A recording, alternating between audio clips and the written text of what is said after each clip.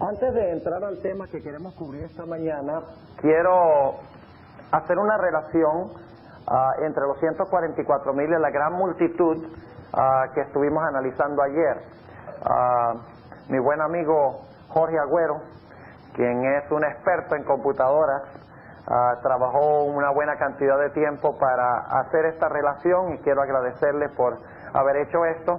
Lo que quiero es que comparemos Apocalipsis 7:4 con Apocalipsis 7:9. En Apocalipsis 7:4 se introducen los 144,000.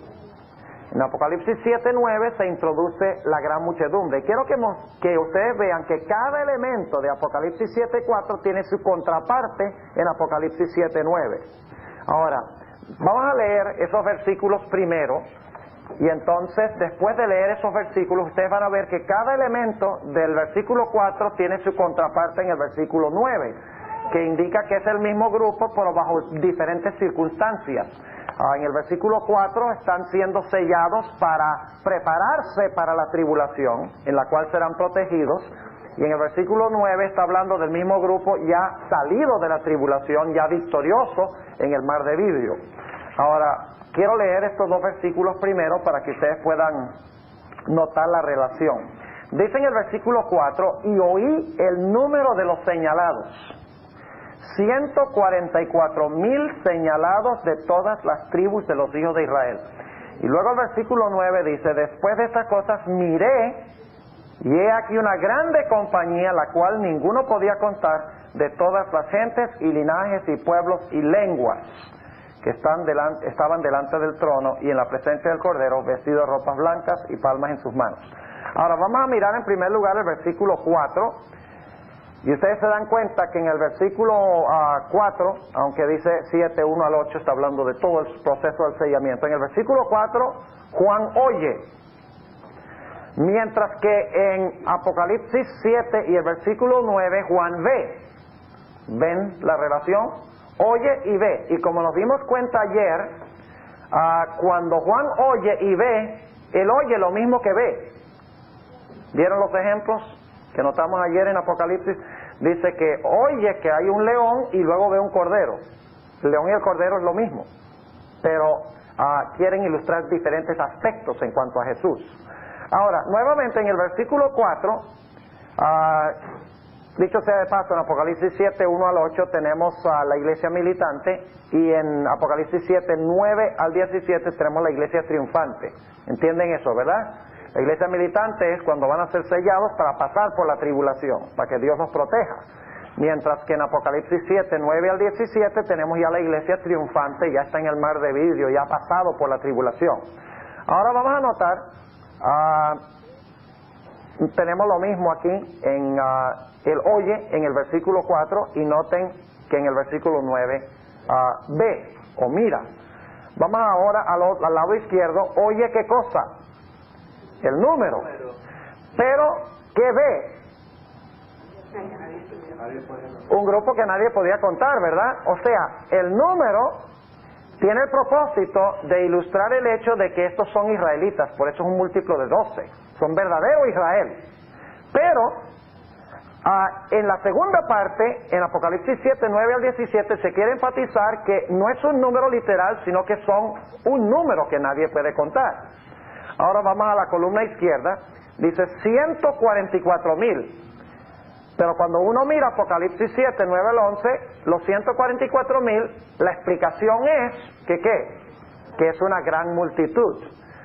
Nuevamente vamos a la columna izquierda de los hijos de Israel. ¿Qué significa eso de los hijos de Israel? En la segunda mitad dice de cada nación, tribu, lengua y pueblo. Y luego volvemos a la columna izquierda de cada tribu, y al lado derecho tenemos la explicación de lo que significa de cada tribu, de todas las tribus, pueblos y lenguas. En otras palabras, la segunda parte de Apocalipsis 7 es una explicación de la primera parte de Apocalipsis 7. Quiere mostrar que el número no es literal y que no son israelitas literales. ¿Entienden lo que estamos diciendo? En otras palabras, 144,000 se usa porque está hablando, es el número de Israel intensificado. Pero la segunda mitad del capítulo dice, no piensen ustedes que estos son israelitas literales, nada más porque usamos el número 12 intensificado. No, ellos son Israel espiritual y son de toda nación, tribu, lengua y pueblo. Creo que ya tenemos la explicación de abajo. Vamos a poner la explicación de abajo. Número 6. ¿Estos son qué cosa? Sellados. En el otro lado están vestidos de qué? De ropas blancas. Ser sellado significa lo mismo que estar vestido de ropas blancas.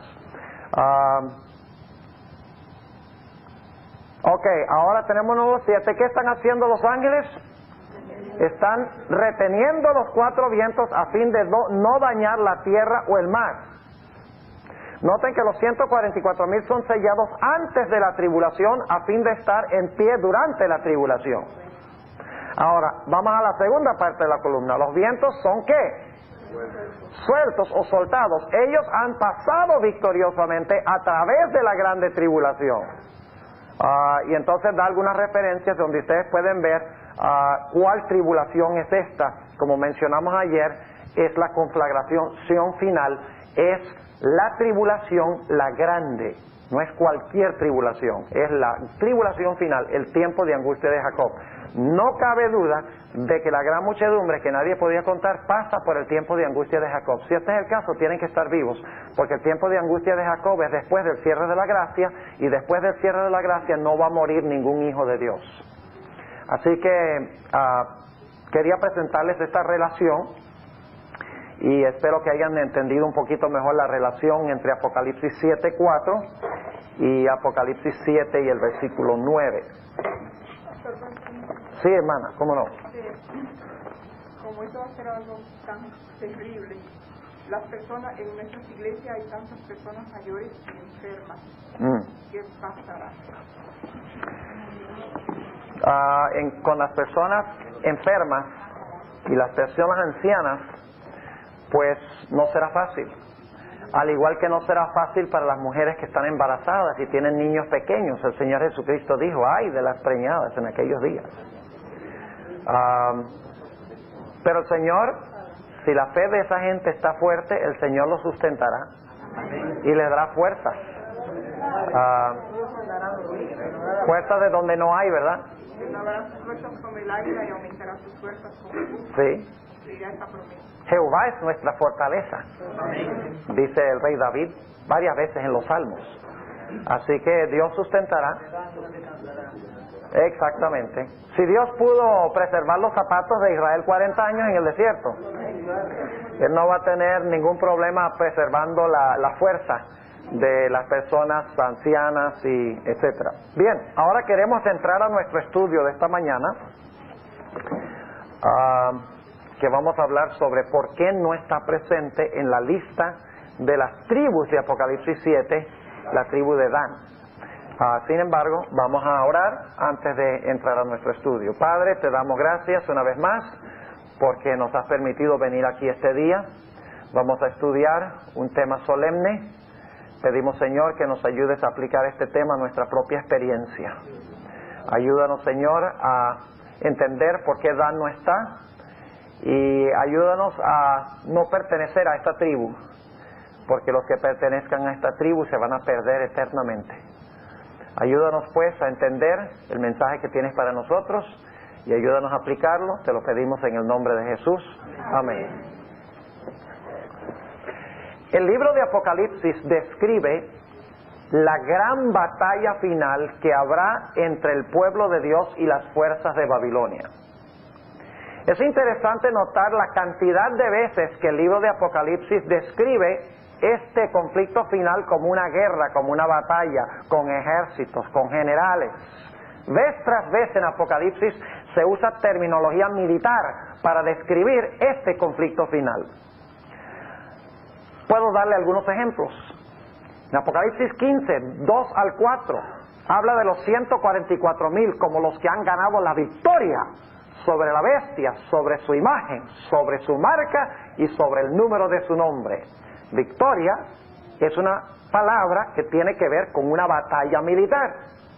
En Apocalipsis 17 y el versículo 14 dice que Jesús vencerá a los reyes de la tierra, porque es el Rey de reyes y Señor de señores. En Apocalipsis 16 y el versículo 12 en adelante habla de la gran batalla del Dios Todopoderoso, la batalla de Armagedón, que es la gran batalla final. En Apocalipsis 19, 11 en adelante habla de Cristo sentado en un caballo blanco y los ejércitos celestiales le siguen en caballos blancos y viene para libertar al pueblo de Dios. Vez tras vez en el libro de Apocalipsis se compara el conflicto final con una batalla militar entre Cristo y su pueblo y Satanás y el pueblo de él. Lo interesante es que según el Antiguo Testamento, cuando el pueblo de Israel iba a librar las batallas de Jehová, siempre se organizaba el campamento de Israel por sus tribus. Y se hacía un llamado a cada tribu para estar seguros de que estaban presentes para emprender la batalla de Jehová contra los enemigos. De la misma manera, los 144,000 son el ejército de Dios en los últimos días. Y Dios también hace un llamado para ver quién se cuenta entre su ejército, y este llamado lo hace en Apocalipsis 7. Es un censo de las tropas de Israel. En realidad lo que tenemos en Apocalipsis 7, 1 al 8, es Dios censando a Israel para estar seguro de que todos están listos para entrar en la fase final de la gran batalla entre el bien y el mal. Lo interesante es que cuando se hace el llamado, todas las tribus responden, aquí estoy, menos una tribu, la tribu de Dan. Cuando examinamos la lista de las tribus en Apocalipsis 7, nos damos cuenta que Dan no aparece. Ahora, alguien puede decir, bueno, pastor, tal vez a Juan se le olvidó incluir la tribu de Dan. No creo que esa sea la explicación. En realidad sé que esa no es la explicación. Porque en primer lugar, Juan conocía muy bien el Antiguo Testamento. Él era judío. ¿Saben ustedes que en el libro de Apocalipsis hay cerca de 1000 alusiones al Antiguo Testamento? Juan conocía bien el Antiguo Testamento. Conocía bien cuáles eran los hijos de Jacob. Él no iba a dejar a Dan afuera nada más porque se le olvidó de que Dan era uno de los hijos de Jacob. No cabe duda de que la ausencia de Dan es premeditada, no es accidental, es planificada por Juan, inspirado por el Espíritu de Dios. Por ciertos motivos, Dan es excluido a propósito de la lista de las tropas de Jehová que están preparándose para entrar a la guerra final. E inmediatamente nos preguntamos, ¿por qué será que Dan no aparece? Dicho sea de paso, el lugar de Dan es tomado por otro. En realidad, el lugar de Dan es tomado por Manasés, quien era nieto de Jacob, pero según Génesis 48, Jacob lo adoptó como su hijo. Es decir, el lugar de Dan fue tomado por otro. Eso tiene un significado de suprema importancia. Procuremos responder la pregunta entonces, ¿por qué faltó Dan cuando Dios hizo el censo llamando a su pueblo a la guerra y a la batalla final? Para entender esto necesitamos regresar al libro de Génesis. Vuelvan conmigo a Génesis el capítulo 30 y vamos a leer los versículos 5 y 6 a donde se describe el nacimiento de Dan. Ahora, quiero que sepan que Dan era hijo de Raquel. Pero la Biblia nos dice que Raquel no tuvo este hijo, lo tuvo su sierva, lo tuvo su criada. ¿Cómo se llamaba la criada? Bilha se llamaba la criada de Raquel, pero en realidad era hijo de Raquel porque la criada era una esclava. Ahora quiero que noten lo que se dice del nacimiento de Dan y el nombre que se le dio. Génesis 30 y empezando en el versículo 5. Y concibió Bilha y parió a Jacob un hijo. Y dijo Raquel, juzgóme Dios, y también oyó mi voz, y dióme un hijo, por tanto llamó su nombre Dan. Ahora noten que ella dice, juzgóme Dios. Y por eso le puso el nombre Dan. Ahora el nombre Dan significa juzgar. El nombre Dan significa juzgar. Por eso no es ninguna coincidencia de que el escritor del libro de Daniel fue Daniel. ¿Sabe usted que el nombre Daniel es un nombre compuesto de dos palabras hebreas? Dan, que significa juzgar, él, que es el nombre de Dios. Y cuando se pone la I en medio, significa mi. Es decir, Daniel significa Dios es mi juez. Ahora, cuando ustedes encuentran en el Antiguo Testamento nombres que terminan, por ejemplo, en Elías, termina con el sonido ya, Elías, en inglés es Elijah. La palabra ya al final se refiere a Jehová. ¿Ve? Elías. Y fíjense que el nombre de Elías tiene el nombre de Dios y Jehová. El nombre Elías significa mi Dios es Jehová, porque tiene él y ya. Es decir, el nombre Dan significa juez. Ahora vamos a la descripción que dio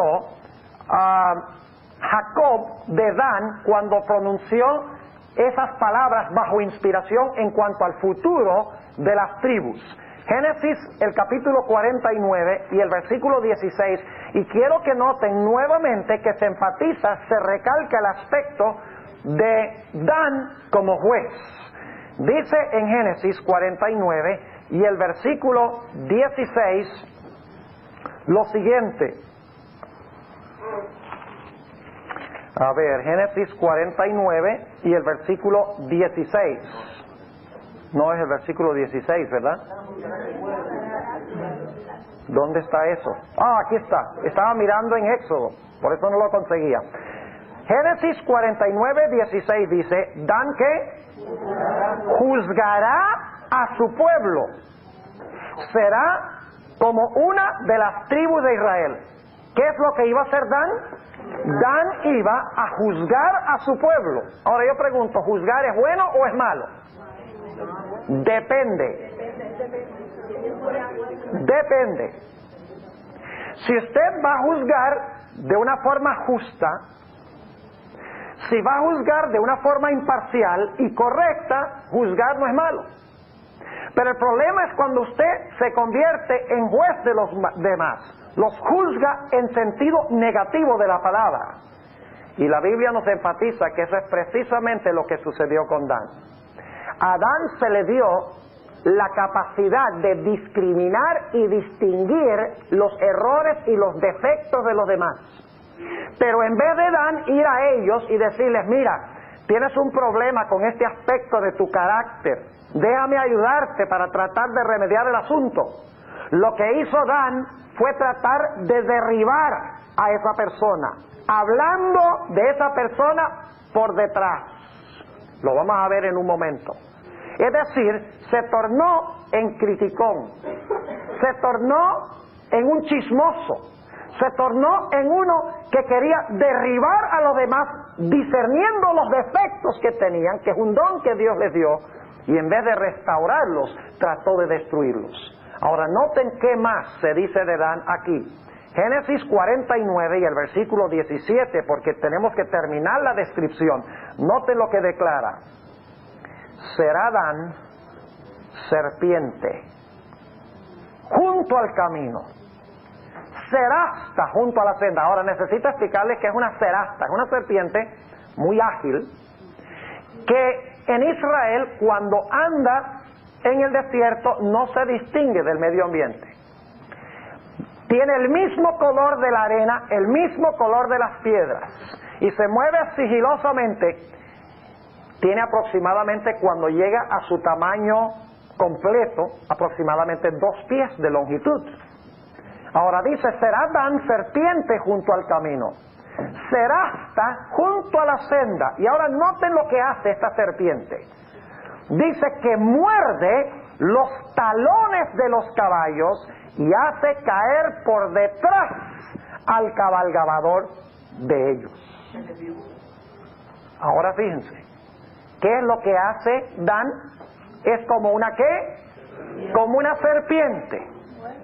Como una serpiente que cuando está cabalgando un caballo y apenas pasa el caballo, sale la serpiente y muerde la parte de atrás del caballo con el fin de que el caballo se asuste y eche de su montura al jinete. Es decir, el propósito es hacer caer al jinete, mordiendo por atrás.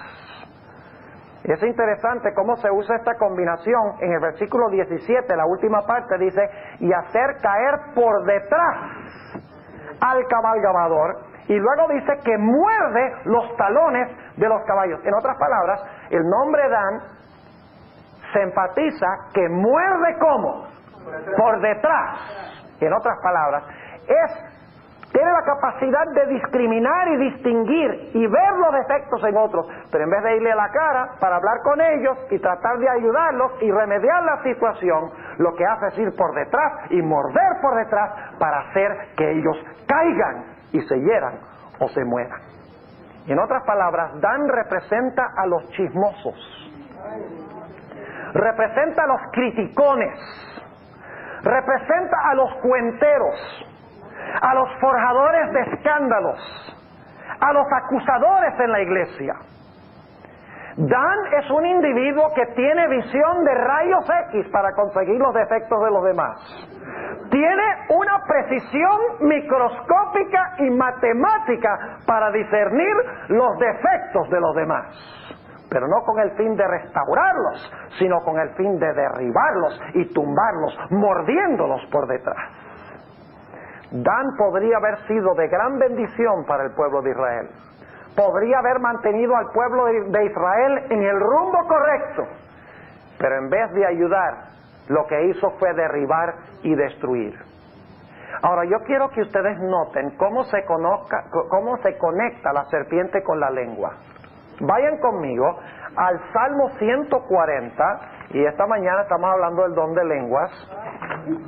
El don de lenguas en la iglesia adventista, imagínense eso. Nosotros que hablamos de los pentecostales, que tienen el falso don de lenguas, pero imagínense el don de lenguas que tenemos nosotros. Note lo que dice en el Salmo 140 y el versículo 3. Quiero que noten cómo se conecta la lengua con la serpiente. ¿Saben ustedes dónde tiene la serpiente el veneno? En la lengua, según la Sagrada Escritura. Ahora fíjense entonces, esta serpiente espera hasta que pase el caballo, y cuando el caballo está de espaldas, ¡sí!, le muerde, ¿verdad? Y entonces cuando muerde al caballo, abajo, la pata, como resultado se cae el jinete. Le inyecta el veneno. Ahora note lo que dice en el Salmo 140 y el versículo 3. Dice lo siguiente: aguzaron su lengua como la ¿qué? Como la serpiente. Veneno de áspid hay debajo de sus labios. Ahora, ¿saben que ustedes que no es ninguna coincidencia de que en el huerto del Edén tenemos la serpiente, y lo que la serpiente está usando es la lengua? Y está usando la lengua para acusar a Dios, para decir que Dios es un mentiroso. Ustedes no pueden confiar en Dios. Dios quiere que ustedes estén ciegos. Dios quiere que ustedes sean esclavos. No pueden confiar en Él. Pero si me aceptan a mí, en mí sí pueden confiar. Fíjense cómo la serpiente y la lengua, el veneno de la lengua, están identificados en este pasaje, no solo en el Salmo, sino también ¿dónde? También en el libro de Génesis. Ahora fíjense qué interesante. Cuando nosotros pensamos de una serpiente, pensamos de ese animal que sigilosa y silenciosamente anda por el suelo y no lo oímos, al menos que sea una cascabel, ¿verdad? Pero ¿saben qué otra cosa sobresaliente tiene una serpiente? Cuando usted va al zoológico, ¿se ha ido al zoológico alguna vez? La serpiente levanta la cabeza y ¿qué le saca a usted? Le saca la lengua, ¿verdad? Es decir, también prominente de la serpiente, no es solo su cuerpo sigiloso y largo, no es solamente el veneno que inyecta, sino su ¿qué? Sino su lengua. Y eso es lo que está diciendo la Biblia en cuanto a la tribu de Dan. Usaban su lengua para morder por detrás. ¿Saben ustedes que literalmente vamos a leer un texto ahora donde se nos dice que los de la tribu de Dan muerden con sus palabras por detrás? Vamos a ese pasaje. En el Salmo 101. Salmo 101. Y vamos a leer el versículo 5, Salmo 101 y el versículo 5. Y quiero que noten qué se dice aquí.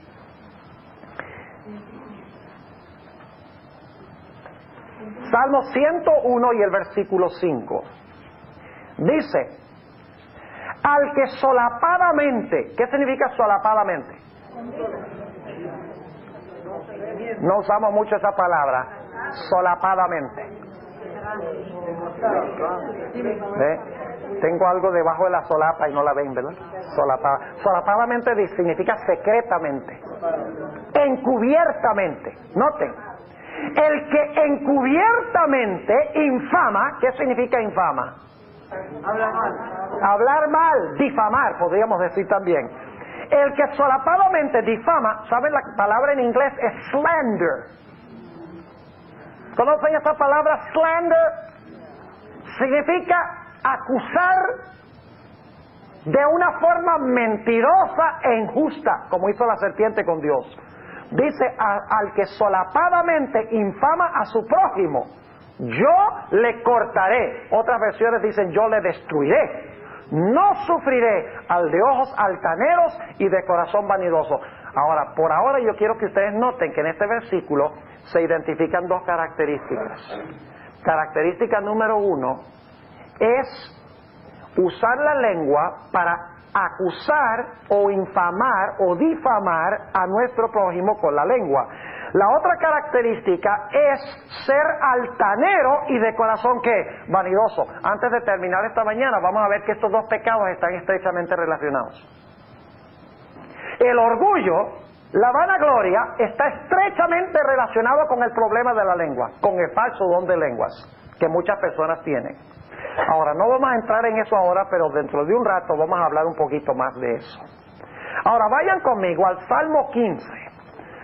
Vayan conmigo al Salmo 15 y vamos a notar en este Salmo de los 144,000 otro detalle interesante en cuanto a la tribu de Dan. Ahora, este Salmo es el Salmo de los 144,000, ¿sí o no? Lo vimos anoche. ¿Cómo sabemos eso? Bueno, vamos a leer el versículo 1. Jehová, ¿quién habitará en tu tabernáculo? ¿Quién residirá en el monte de tu santidad? ¿Cuál es la respuesta que da el libro de Apocalipsis a esas preguntas? ¿Quiénes son los que habitan en el tabernáculo de Dios? ¿Les sirven día y noche? ¿Quiénes son los que están en el monte de su santidad, del monte de Sión? Los 144,000. Este es el salmo de los 144,000. Y ahora noten las características. Quiero recalcar una característica. Dice, el que anda en integridad y obra justicia y habla verdad en su corazón. Pregunto, los 144,000, ¿qué dice? ¿En su boca no fue hallado mentira o engaño? Aquí dice que este grupo que va a subir al monte de la santidad de Dios, que van a servir en su tabernáculo, declara que habla la verdad en su corazón. Y ahora viene la frase clave: el que no detrae con su lengua. Ahora, esa palabrita detrae, esa no es una buena traducción. Calumnia tampoco, porque no traduce el sentido original del hebreo. ¿Saben ustedes qué quiere decir hebreo? Significa morder por detrás con su lengua.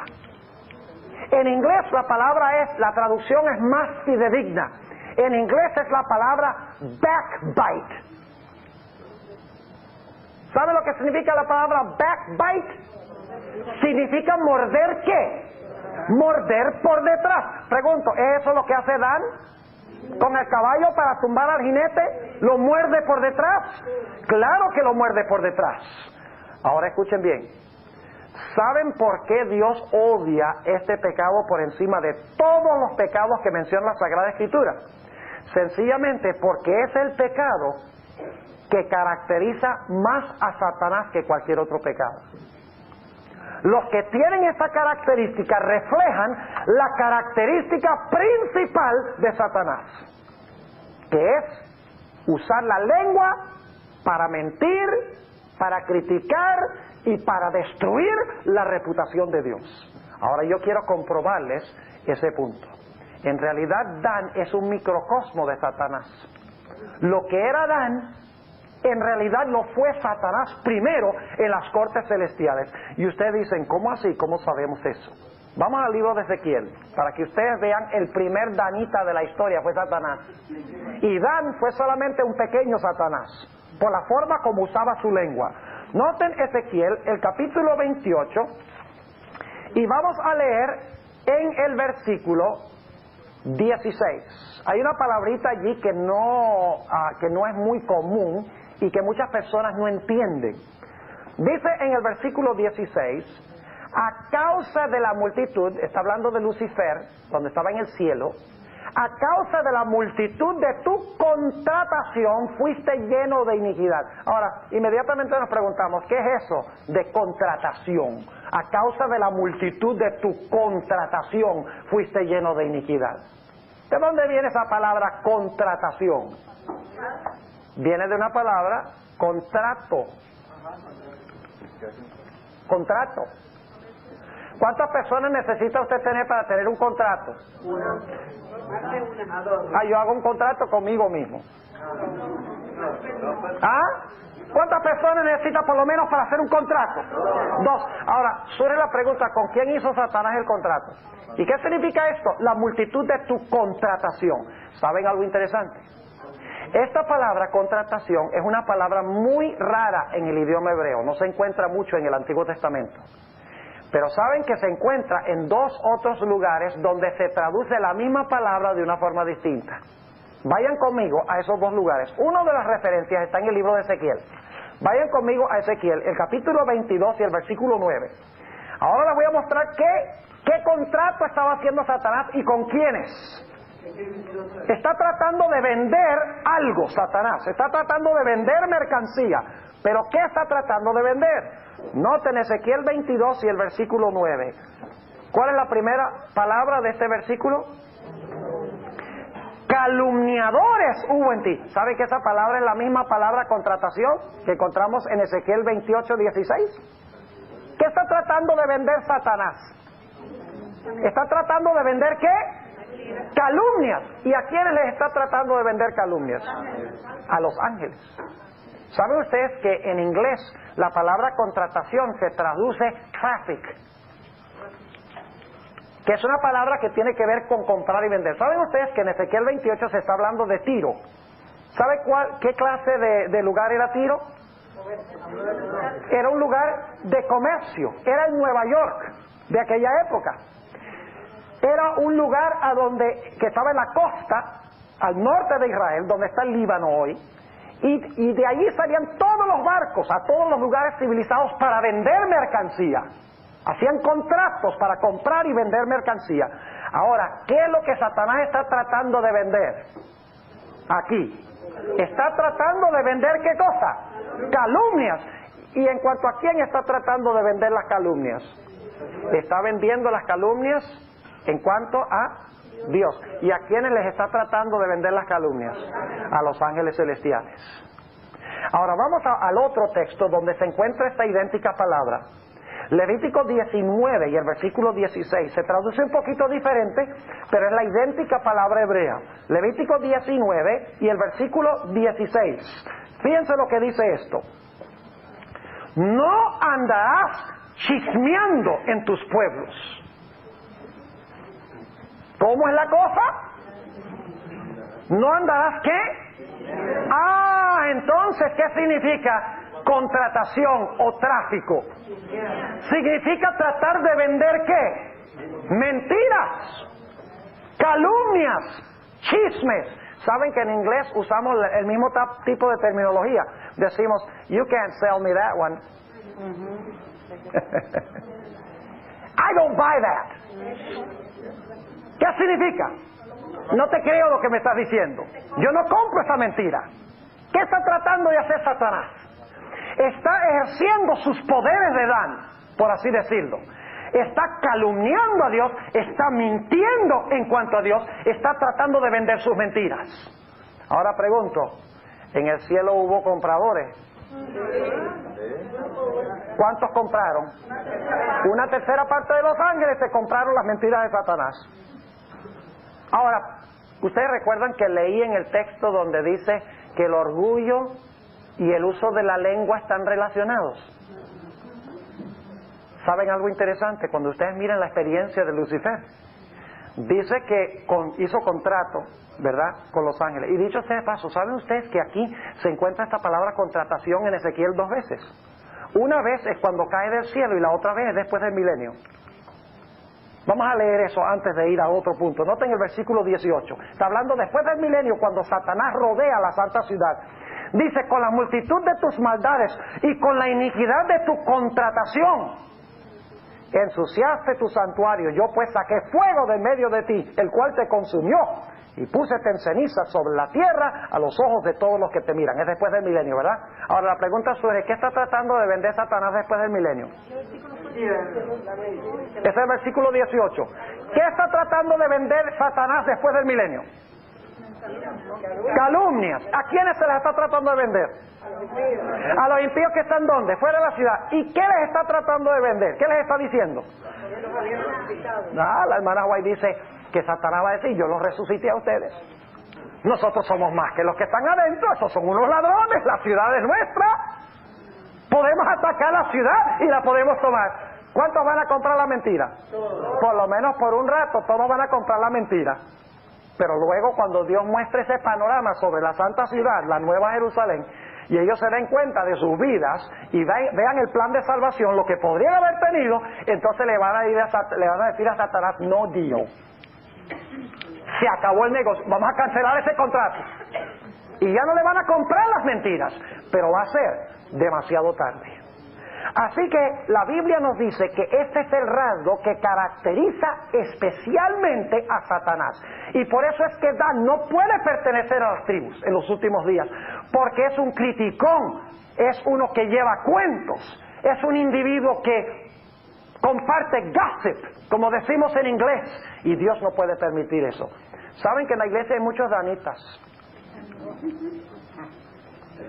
Caníbales espirituales. Muchas veces el sábado almorzamos 2 veces, almorzamos la comida y almorzamos al pastor y almorzamos a los hermanos. Y muchas veces lo que sucede cuando la gente nos llama por teléfono, decimos, no puede ser, ¿verdad? No me lo digas, ¿cómo así? ¿Es así o no es así? Claro que es así. Esa es una característica, según la Biblia, de la tribu de Dan. Y muchas veces decimos, no, lo que yo quiero es que las cosas se corrijan y que anden bien, por eso es que yo hago esto. Pero no lo hacemos como debe ser. Ahora, fíjense cómo están relacionados este problema con la lengua y el problema que existe con el orgullo. La Biblia nos dice en Ezequiel 28 que Satanás se enalteció por causa de su ¿qué? De su hermosura. ¿Se consideraba él más importante y mayor que Jesús? Claro. ¿Está lleno de orgullo? Ahora fíjense lo que hace. Él le dice a los ángeles, miren, Dios quiere que ustedes sean esclavos. Dios es un tirano. Dios solo gobierna para Él. Fíjense, ustedes ni siquiera sabían que había ley y ahora Dios dice que tiene su ley, que hay que obedecerla. Y luego dice Satanás, dice Lucifer, pero mire, si ustedes me ponen a mí de gobernante, las cosas van a andar mejor. Yo sí les haría justicia, yo sí les doy libertad. Ahora fíjense lo que hace, usa su lengua para derribar a Dios, ¿para qué? Para ascender Él. ¿Y saben que eso es lo que pasa en la iglesia? Cuando hablamos mal de otros, el propósito es rebajarlos a ellos en la estimación de los demás, para que entonces nosotros reluzcamos y estemos en primer lugar. Dios no puede permitir que entre su pueblo, que responde al llamado al censo para salir a la batalla en los últimos días, haya gente que derribe a los demás con la lengua y que estén llenos de orgullo y de suficiencia propia. Así que cuando alguien venga y le diga a usted, mire, ¿sabe lo que hizo el hermano tal y tal? ¿Sabe lo que deben hacer? Decir, ¿dónde escuchó eso? Bueno, me lo dijo el hermano tal y tal. Diga, bueno, vamos a hacer una cosa, hermano. Vamos a la casa de ese hermano y vamos a hablar con él. A ver si es verdad. ¿Y saben que lo que hará un danita? O se decide salir de la tribu de Dan, o si no, decide salirse de su casa, o tal vez vaya con usted para hablar con la persona.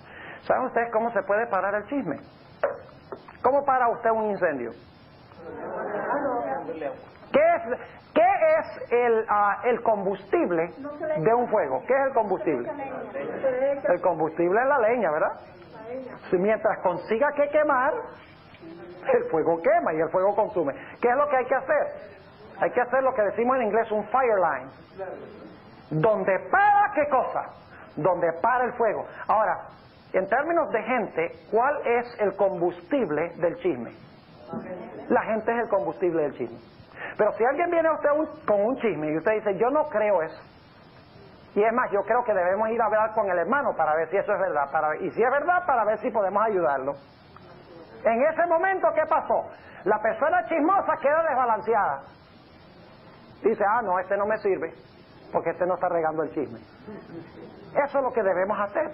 Pero ¿cuántas veces hacemos una cosa tal? Ahora, yo quiero que ustedes noten algo muy interesante. Vayan conmigo al libro de Santiago. ¿Saben que Santiago 3 es el capítulo de los danitas? Santiago 3. Noten lo que dice en el versículo 1. Dicho sea de paso, ¿han notado ustedes que los 144,000 dice en Apocalipsis 14 que en su boca no fue hallada engaño, porque son sin mácula delante del trono de Dios? Es decir, en su boca no es hallado ningún engaño, y por lo tanto son sin mácula delante de Dios, son perfectos delante de Dios. ¿Tiene algo que ver la lengua, el dominio de la lengua con la perfección? Claro que sí. Noten Santiago 3 y el versículo 1. Hermanos míos, no os hagáis muchos maestros, sabiendo que recibiremos mayor condenación. Porque todos ofendemos en muchas cosas. Y ahora escuchen esto. Si alguno no ofende en palabra, este es varón perfecto. En su boca no fue hallado engaño, porque son sin mácula delante del trono de Dios. Aquí dice que si alguno no ofende en palabra, este es ¿qué? Varón perfecto, que también puede con freno gobernar todo el cuerpo. Y luego dice, he aquí nosotros ponemos frenos en las bocas de los caballos para que nos obedezcan, y gobernamos todo su cuerpo. Y luego va a hablar de los barcos. Mirad también las naves, aunque tan grandes y llevadas de impetuosos vientos, son gobernadas con un muy pequeño timón por donde quisiera que las gobierna. ¿Ves? Pequeño timón gobierna toda la nave. Un freno en la boca del caballo controla todo el caballo. Y así va a decir, y la lengüita también controla todo el cuerpo. El que controla la lengua controla todo el ser. Versículo 5. Así también la lengua es un miembro pequeño. ¿Relativamente pequeño la lengua comparado con otros miembros? Oh, claro que sí. Y se gloria de grandes cosas. He aquí un pequeño fuego, cuán grande bosque enciende. Y la lengua es un fuego, un mundo de maldad. Así la lengua está puesta entre nuestros miembros, la cual contamina todo el cuerpo e inflama la rueda de la creación, y es inflamada del infierno. Porque ahora escuchen, va a usar otro ejemplo, las bestias se pueden domar, ¿verdad? Aún las más salvajes. Fíjense, primero dice los caballos, luego habla de las naves y el timón, y ahora va a hablar de las bestias, el domador de las bestias. Porque toda naturaleza de bestias y de aves y de serpientes y de seres de la mar se doma y es domada de la naturaleza humana. Pero ningún hombre puede domar la lengua, que es un mal que no puede ser refrenado. Llena, y ahora viene, ¿llena de qué? De veneno mortal. ¿Tiene eso algo que ver con la serpiente? Claro que sí. Con ella bendecimos al Dios y Padre y con ella maldecimos a los hombres. Qué interesante, vamos a la iglesia y cantamos el himno a Dios el Padre Celestial, al Hijo nuestro Redentor. Y luego exaltamos al Santo Consolador. Y cuando nos vamos a la casa, vamos a criticar el sermón. Y vamos a criticar cómo se vistió la hermana. Y vamos a criticar cuánta ofrenda metió el que estaba al lado de nosotros. Y vamos a criticar al pastor porque tiene un carro nuevo. Y crítica y crítica y crítica. Con la misma lengua que alabamos a Dios, derribamos al prójimo. Eso es lo que está diciendo aquí Santiago. Con ella bendecimos al Dios y Padre, y con ella maldecimos a los hombres, los cuales son hechos a la semejanza de Dios. Fíjense, está diciendo que nosotros bendecimos a Dios y maldecimos a los que son hechos a imagen de Dios. Y luego versículo 10 dice, de una misma boca proceden bendición y maldición. Hermanos míos, no conviene que estas cosas sean así hechas. ¿Saben que nos dice el Señor Jesucristo que por nuestras palabras seremos justificados y por nuestras palabras seremos condenados? No habrá danita entre los 144,000. El que por la gracia de Cristo no es capaz de controlar el uso de su lengua, el que usa su lengua para derribar y para juzgar y para criticar y para dañar la reputación de los demás, sea pastor o sea laico o sea no adventista, no estará entre los 144,000. La Biblia nos dice que su lugar será tomado por otro. Pero ¿saben ustedes que había otro pecado terrible que tenían los danitas? No solo el problema de la lengua, sino un terrible problema de avaricia y codicia. Segundo pecado, avaricia y codicia. Vayan conmigo al libro de Éxodo, el capítulo 36 y el versículo 1 y 2. Éxodo 36 y el versículo 1 y 2. Y vamos a notar algo en cuanto a los constructores del tabernáculo del desierto. Habían artesanos capaces, tremendos para hacer obras de artesanía, obras artesanales para el santuario, de oro y de plata, etcétera. Note lo que dice el versículo 1. Hizo pues Bezaleel y Aholiab y todo hombre sabio de corazón a quien Jehová, noten, dio sabiduría e inteligencia. ¿Quién les dio sabiduría e inteligencia?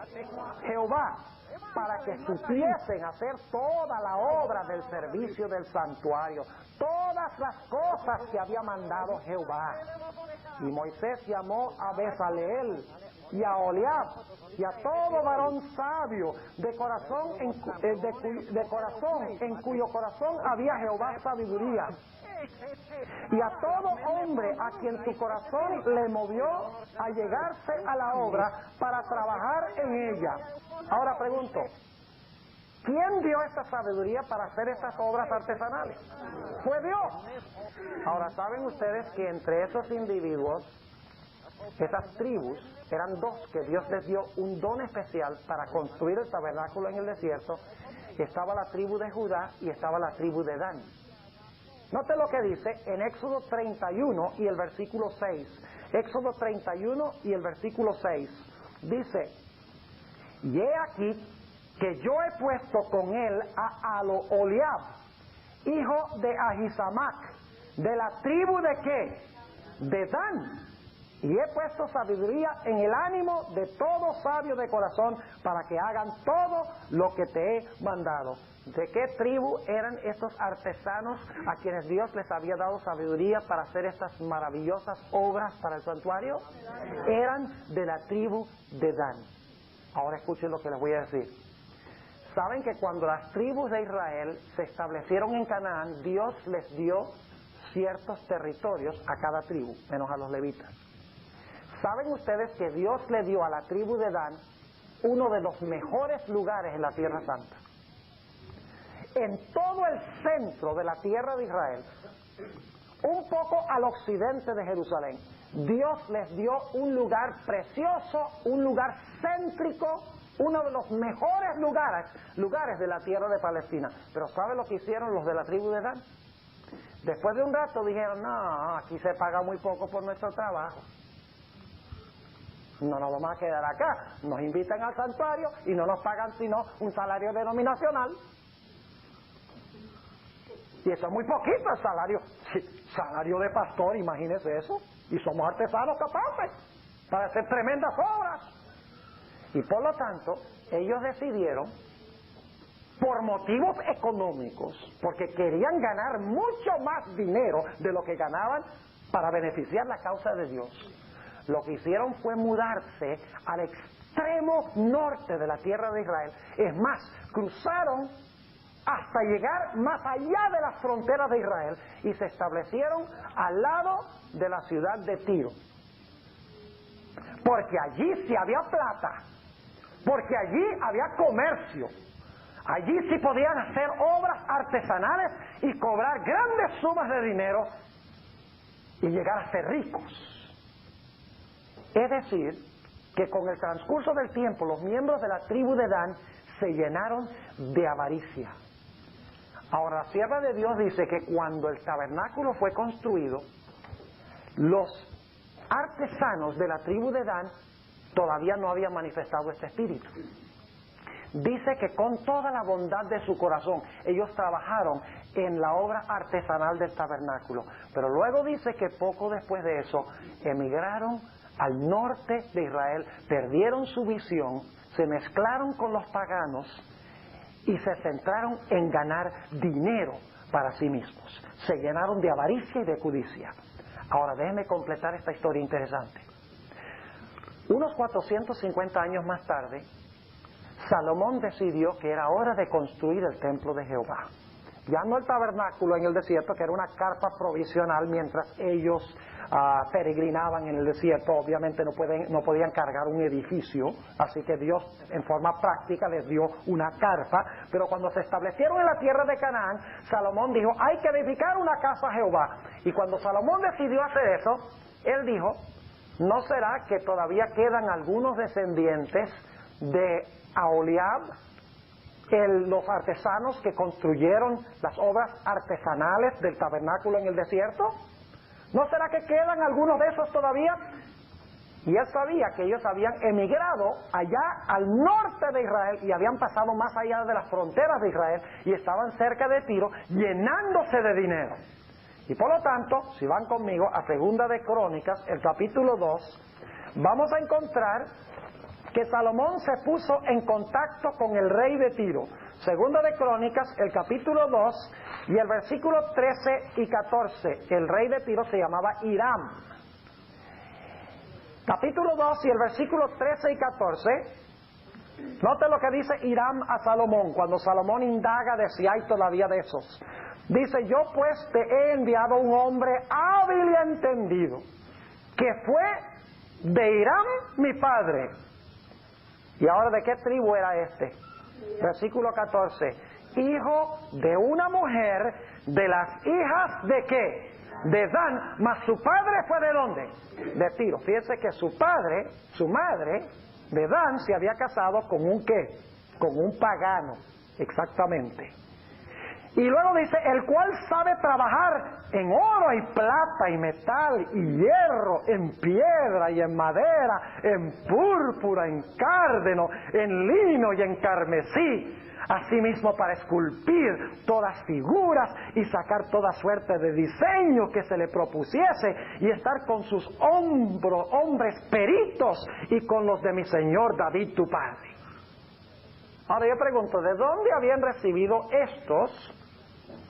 este individuo específicamente su habilidad para hacer todas estas cosas?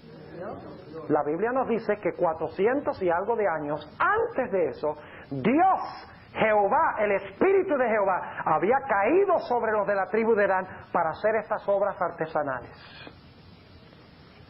Lo interesante es que cuando este individuo vino a Jerusalén, Huram le dijo a Salomón: yo estoy dispuesto de hacer esta obra, pero me tiene que pagar. Y me tiene que pagar bien. Porque yo allá, a donde estoy en Tiro, gano bastante plata. Y si no me pagan lo que yo exijo, no les hago el trabajo.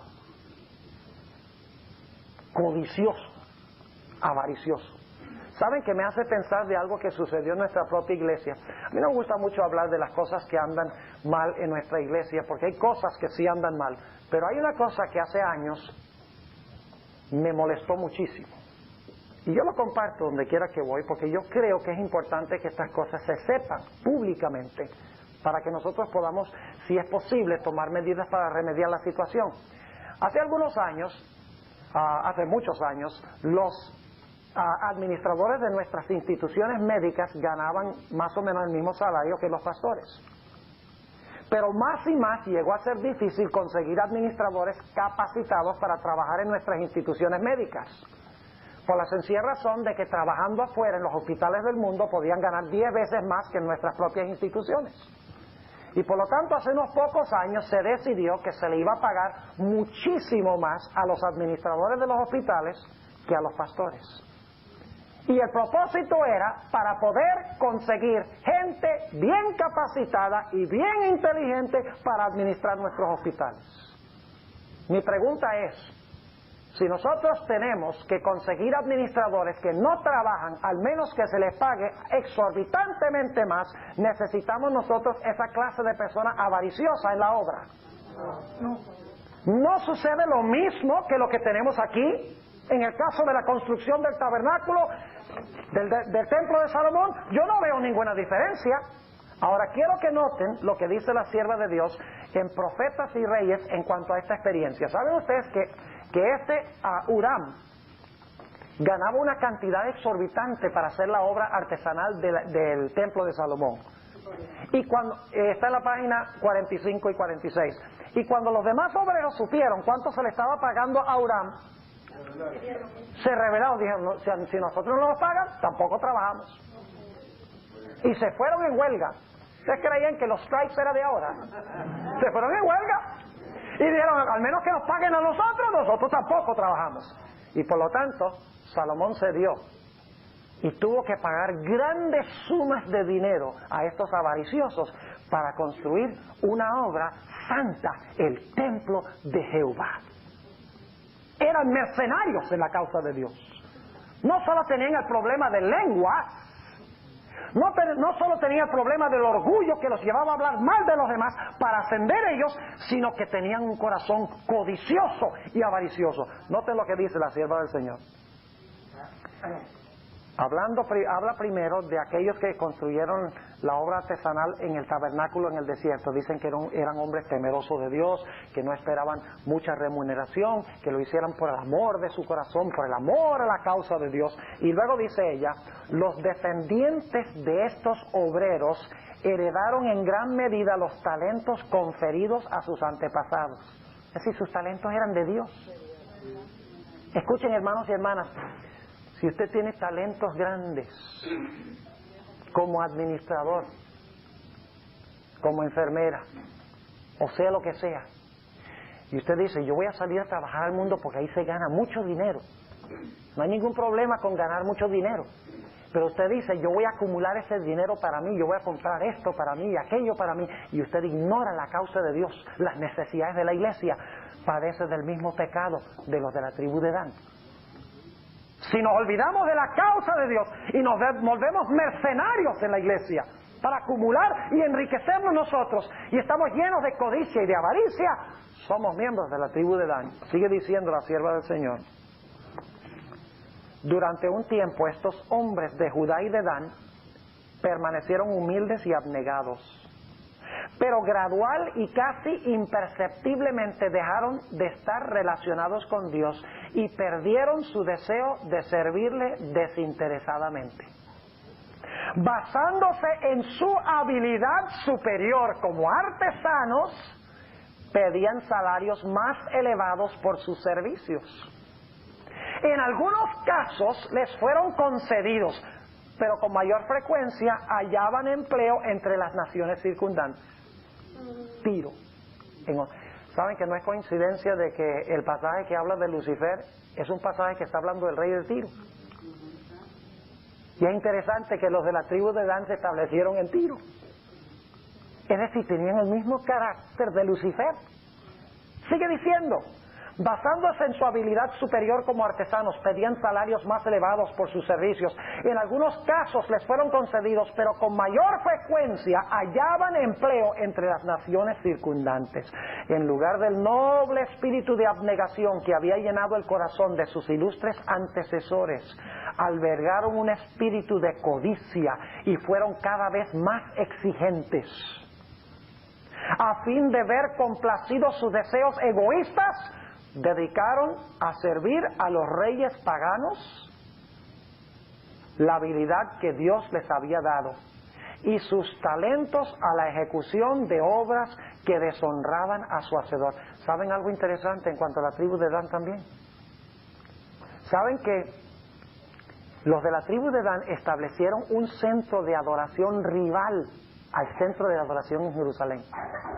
Y usaron su talento artesanal para hacer un becerro de oro en Dan para que la gente fuera a adorar allí en vez de adorar en Jerusalén. Yo pregunto algo, ¿Babilonia en los últimos días va a establecer un sistema de adoración rival al sistema de adoración de Dios? ¿Y qué va a suceder? Los danitas que están en la iglesia van a adorar en ese lugar de esa forma en vez de adorar en la forma establecida por Dios.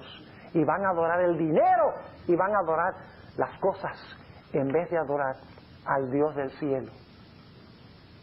Estaban inmiscuidos en la idolatría. Imagínense, usando sus riquezas para llenarse ellos de dinero y para establecer un sistema de adoración a su dinero y a sus deseos conforme a sus concupiscencias. Sigue diciendo, y entre esos hombres buscó Salomón al artífice maestro que debía dirigir la construcción del templo sobre el monte Moria. ¿Saben algo? La hermana White dice que Salomón debería haber consultado a Dios y no debería haber empleado a esos hombres. ¿Qué diríamos de nuestro sistema de instituciones médicas? Si no quieren trabajar sacrificadamente con los salarios que se pagan por la obra médica, mejor pedir sabiduría de Dios y Dios proveerá. Habían sido confiadas al rey especificaciones minuciosas por escrito acerca de toda porción de la estructura sagrada, y él podría haber solicitado con fe a Dios que le diese ayudantes consagrados a quienes se habría dotado de habilidad especial para hacer con exactitud el trabajo requerido. ¿Acaso Dios no le dio esa habilidad a Adán y a Judá cuando se construyó el tabernáculo? ¿Acaso Dios ya no podía dar habilidad entonces? Tenía que buscar a aquel allá, el avaricioso, y sus ayudantes. No. Dice, pero Salomón no percibió esta oportunidad de ejercer la fe en Dios. Solicitó al rey de Tiro un hombre hábil que sepa trabajar en oro y en plata y en metal y en hierro, en púrpura y en grana y en cárdeno, y que sepa esculpir con los maestros que están conmigo en Judá y en Jerusalén. Y el rey fenicio contestó enviando a Hiram, hijo de una mujer de las hijas de Dan, mas su padre fue de Tiro. Hiram era por parte de su madre descendiente de Aholiab, a quien centenares de años antes Dios había dado sabiduría especial para la construcción del tabernáculo. De manera que se puso a la cabeza de los obreros que trabajaban para Salomón un hombre cuyos esfuerzos no eran impulsados por un deseo abnegado de servir a Dios, sino que servía al Dios de este mundo, Mamón. Jesús dijo, no podemos servir a Dios y a Mamón. Mamón es el Dios del dinero. Dice, los principios del egoísmo estaban entretejidos con las mismas fibras de su ser. Considerando su habilidad extraordinaria, ¿eso fue el caso de Lucifer también? Lucifer dijo, Dios me tiene nada más aquí como un querubín cubridor. yo soy capaz de tanto más. ¿No es así? Dice, este que está ahí, Jesús. Y no lo dijo así en presencia de él, se fue entre los ángeles y dice, este que está ahí. ¿Quién cree que es? El Padre lo consulta a él y me consulta a mí. Y él los tiene a ustedes como esclavos. Si ustedes me ponen a mí como rey, las cosas andan mucho mejor que con él allí. Ese es cómo trabaja. Y el orgullo, y la lengua, y la codicia de posición y poder. Todos están juntos. ¿Entienden por qué Dan no está en la lista? Sigue diciendo, considerando su habilidad extraordinaria, Hiram exigió un salario elevado. Gradualmente los principios erróneos que él seguía llegaron a ser aceptados por sus asociados y contaminó a los que trabajaban con él. Mientras trabajaban día tras día con él, hacían comparaciones entre el salario que él recibía y el propio, y empezaron a olvidar el carácter santo de su trabajo. Perdieron el espíritu de abnegación, que fue reemplazado por el de codicia. Como resultado, pidieron más salario y este les fue concedido. Las influencias funestas así creadas penetraron en todos los ramos del servicio del Señor y se extendieron por todo el reino. Los altos salarios exigidos y recibidos daban a muchos oportunidad de vivir en el lujo y el despilfarro. Los pobres eran oprimidos por los ricos. Casi se perdió el espíritu de altruismo. En los efectos abarcantes de estas influencias puede encontrarse una de las causas principales de la terrible apostasía en la cual cayó el que se contó una vez entre los más sabios de los mortales. Codicia, avaricia. Ahora es interesante notar que en la Nueva Jerusalén las puertas tienen grabadas los nombres de las 12 tribus de Israel, los 12 hijos de Jacob menos Dan, porque Dan cayó junto al camino por estos rasgos deplorables: idolatría, avaricia, orgullo, mal uso de la lengua, el deseo de enriquecerse y de tener poder. Pero su lugar fue tomado por otro. El nombre de Manasés estará en una de las puertas de la ciudad. Dan no está. Ahora escuchen bien. Los fundamentos de la ciudad tienen los nombres de los 12 apóstoles.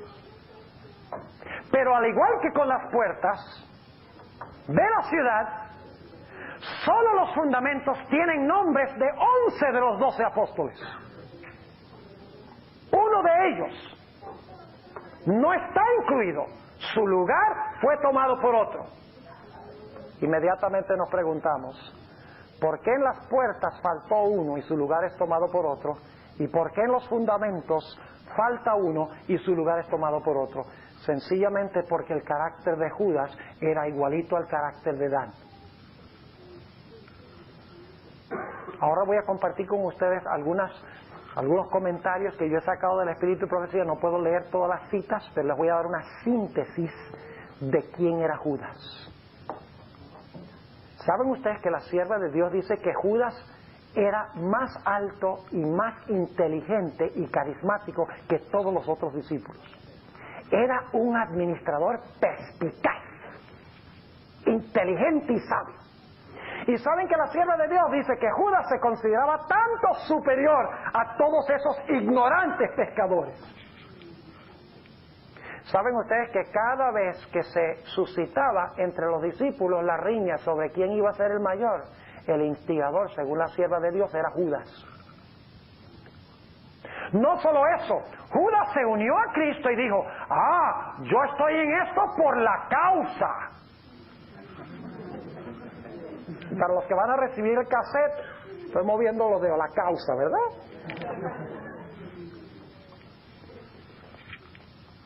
¿Cómo consideraba Judas el dinero?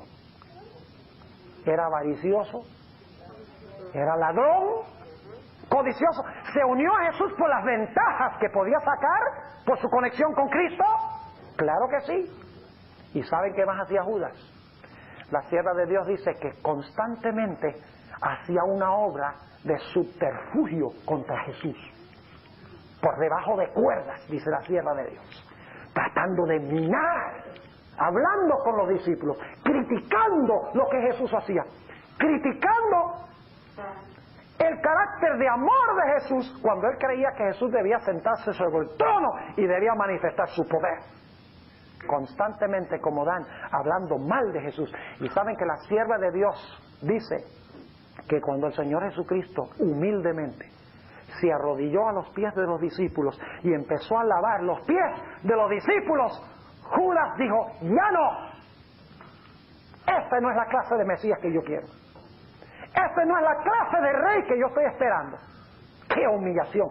Que tenga la osadía de arrodillarse y lavar los pies de sus propios discípulos. ¡Qué cosa tan ridícula! Porque él no entendía lo que es la humildad. Él lo que quería era dinero, poder, posición. ¿Saben dónde se encuentran muchos danitas? En las juntas de nombramientos.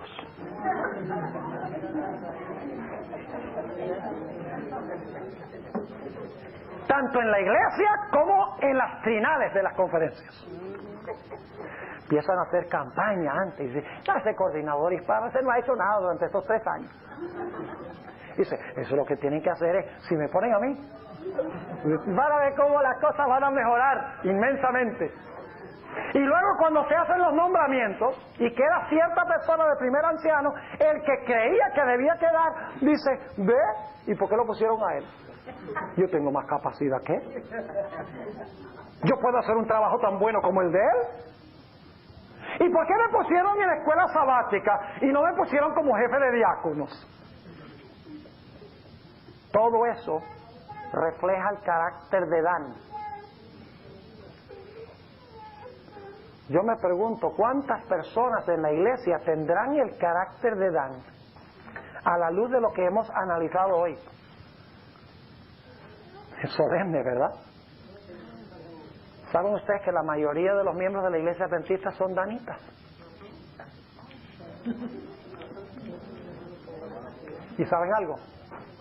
La mayoría de los miembros de la iglesia adventista van a salir de la iglesia y sus puestos serán tomados por otros. Have mercy. Y ustedes dicen, ¿dónde dice eso? Déjame leerles la cita. En el Conflicto de los Siglos 666. No van a olvidar esta página, ¿verdad? Donde escribe a los danitas. Pero ¿saben algo? 666. Escuchen. ¿Saben que por cada uno que salga va a haber otro que va a tomar su posición? Ten cuidado que nadie tome tu corona. Dice en Apocalipsis 3:11. Cuando Judas cayó, dice, tome otro su oficio. Dios no va a quedar con escasez de gente. Yo no soy indispensable. Si yo no estoy aquí, Dios levanta a otro. Tenemos ese concepto de indispensabilidad. Ay, yo soy tan necesario, tan importante. ¿Qué haría la iglesia sin mí? Pues déjeme decirle, la iglesia a lo mejor haría mejor sin mí. Si tengo esa actitud. Note lo que dice la sierva del Señor. Escuchen esto. Aquí viene la apostasía de los danitas. La apostasía final de los danitas. Página 666, dice la sierva de Dios. Conforme vaya acercándose la tempestad, muchos que profesaron creer en el mensaje del tercer ángel, ¿son adventistas? Pero que no fueron santificados por la obediencia a la verdad, abandonarán su fe e irán a engrosar las filas de la oposición. ¿Cuál fue el problema? Uniéndose con el mundo. ¿Ese fue el problema de los danitas? No nos quedamos en Israel, vamos allá a Tiro, ganar plata. Y adoptaron la misma forma de pensar de los mundanos. Y empezaron, establecieron un sistema de adoración rival a la verdadera adoración a Jehová. Y desobedecieron a Dios. Sigue diciendo, uniéndose con el mundo y participando de su espíritu. llegarán a ver las cosas casi bajo el mismo aspecto. Así que cuando llegue la hora de la prueba, estarán preparados para situarse del lado más fácil y de mayor popularidad. ¿Qué clase de personas son las que van a hacer esto especialmente? ¿Los danitas tenían mucho talento que no tenían los demás? Eran tremendamente hábiles, perspicaces, sabios, de profundo discernimiento, con grandes habilidades que los demás no tenían en las tribus. Note lo que dice la sierva de Dios: hombres de talento y de elocuencia, que se gozaron un día en la verdad, emplearán sus facultades para seducir y descarriar almas. ¿Para qué van a usar la lengua? Se unieron al mundo. ¿Y para qué van a usar la lengua? Para seducir y engañar. ¿Eso no es la característica de edad? Para seducir y engañar, para que la gente se caiga atrás, muerten por detrás, para destruirlos. Sigue diciendo: hombres de talento y de elocuencia, que se gozaron un día en la verdad, emplearán sus facultades para seducir y descarriar almas. Se convertirán en los enemigos más encarnizados de sus hermanos de antaño. Cuando los observadores del sábado sean llevados ante los tribunales para responder de su fe, estos apóstatas serán los agentes más activos de Satanás para calumniarlos y acusarlos. ¿Dan? ¿Estamos hablando aquí de Dan? Sí, señor. Para calumniarlos, noten la terminología, y acusarlos, y para incitar a los magistrados contra ellos por medio de falsos informes e insinuaciones. Ahora, ¿cuál va a ser nuestra protección? Dice la sierva de Dios: en aquel tiempo de persecución, la fe de los siervos de Dios será probada duramente. Proclamarán fielmente la amonestación, mirando tan solo a Dios y a su palabra. El Espíritu de Dios que obraba en sus corazones les constriñó a hablar. Estimulados por santo celo e impulso divino, cumplieron su deber y declararon al pueblo las palabras que de Dios recibieron, sin detenerse en calcular las consecuencias. No consultaron sus intereses temporales. Eso lo hicieron los de la tribu de Dan, ¿verdad? Bueno, vamos a sacar la cuenta a ver si vale la pena o no. Aquí dice que los que permanecen fieles no consultan sus intereses temporales, ni miran por su reputación o aún sus vidas. Quiero terminar refiriéndome a una experiencia que se realizó en el libro de Jueces, el capítulo 5. ¿Saben ustedes que una vez se realizó una gran batalla en el valle de Megido? Y esa batalla, no tenemos tiempo de describirla en todo su detalle, en realidad es un símbolo, es una ilustración, es una sombra de la batalla final de Armagedón. Si ustedes miran Jueces 5, van a encontrar que se hizo un censo de Israel para ver cuáles fueron a la batalla, para pelear contra Sísara. Si ustedes miran en Jueces 5:17, cuando llegó el tiempo de emergencia para luchar contra el enemigo, dice que Dan se quedó con sus barcos. Consideró el comercio y el acumular riquezas más importante que librar la batalla final en favor de Jehová. Eso pasará finalmente con todos los danitas de en medio del pueblo de Dios. Dios necesita un pueblo que deje de ser la Odisea, rica y enriquecida y sin necesidad de ninguna cosa. Dios necesita un pueblo que sea humilde, un pueblo que use su lengua para glorificar a Dios, un pueblo que emplee sus riquezas para el crecimiento de la obra de Dios, un pueblo que use sus talentos para el engrandecimiento del nombre de Dios, un pueblo que use sus fuerzas para terminar la obra que Dios ha encomendado a su iglesia. Hermanos y hermanas, tristemente, en la Nueva Jerusalén no habrá danitas que entrarán por las puertas de la ciudad. Si usted ahora pertenece a la tribu de Dan, usted va a tener que cambiar de tribu. ¿Y saben que solo Dios le puede cambiar de tribu? Solo Dios puede refrenar nuestra lengua. Yo no puedo, no tengo poder para refrenar mi lengua. Yo no tengo poder para ganar la victoria sobre la avaricia y la codicia que existe en mi corazón. El único que puede cambiar mi modo de pensar y mi modo de hablar es Dios. Solo Dios me puede arrancar de la tribu de Dan, diciéndome, mira, vas a perecer si te quedas en Dan. Solo Dios puede rescatarme de allí y ubicarme en otra tribu, a donde puedo usar los dones y los talentos que Dios me ha dado para honrar y glorificar su nombre. ¿Quieren ustedes que Dios les saque de la tribu de Dan y los ponga en otra tribu? Gloria a Dios. Algunos pensarán, bueno, ya yo soy de otra tribu. Si usted dice, ya soy de otra tribu, está en peligro de ser de la de Dan. Porque tenemos que reconocer nuestros efectos.